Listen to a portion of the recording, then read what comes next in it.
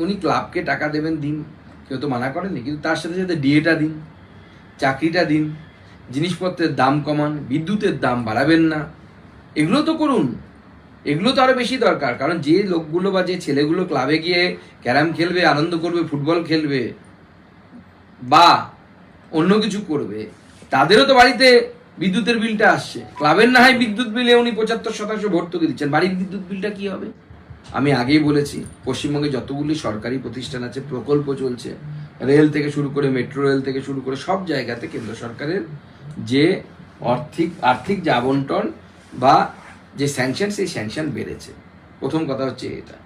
দ্বিতীয় কথা হচ্ছে, দেখুন এই বাজেটের মূল বিষয় হচ্ছে কি, কর্মসংস্থান।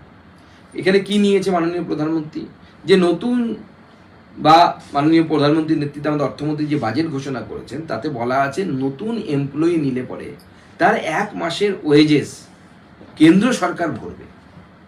তারপরে বলা হয়েছে কি, আপনি নতুন লোককে চাকরি দিলে তার যখন ইপিএফ অ্যাকাউন্ট তৈরি হবে, সেই ইপিএফ এ যিনি কর্মচারী তাকে কেন্দ্র সরকার সাহায্য করবে সেই ইপিএফ অ্যাকাউন্টে পয়সা দিয়ে, প্লাস যে ইপিএফ অ্যাকাউন্টে এমপ্লয়ার যে কন্ট্রিবিউশন করে তার 3000 টাকা পর্যন্ত কেন্দ্র সরকার সেই এমপ্লয়ারকে ফেরত দেবে। অর্থাৎ এমপ্লয়ারকে সরকার ইনসেন্টিভ দিবে নতুন লোককে কাজে নেওয়ার জন্য, অর্থাৎ নতুন কর্মসংস্থান জেনারেট করার জন্য।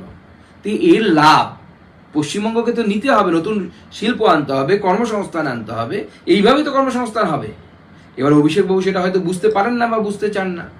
ওনারা চাইছেন কেন্দ্র সরকার ওনাদেরকে টাকা দেবেন এবং সেই টাকা উনি লক্ষ্মীর ভান্ডার, অমুক ভান্ডার, তমুক ভান্ডার করে লোককে দেবেন, নিজের পার্টির ক্যাডারদেরকে দেবেন।